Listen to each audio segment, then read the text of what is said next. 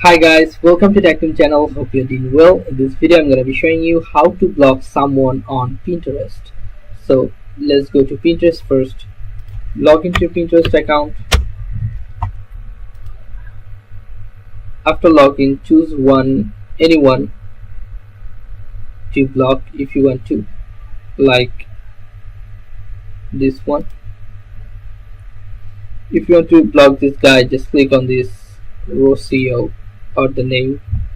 Then all you have to just click on beside the follow button. You can see here three dot. Click on three dot and you'll find here block option. And if you just click on block, it will pop up the final window for the confirmation. If you are confirmed to block, just click on this and your block is confirmed. So you can see that Reiko or this guy is already blocked. If you want to unblock, you can do this from here. So guys, this is how you can do this. So guys, if you find this video helpful, then please give a thumbs up and don't forget to subscribe the channel. Thank you so much for watching the video.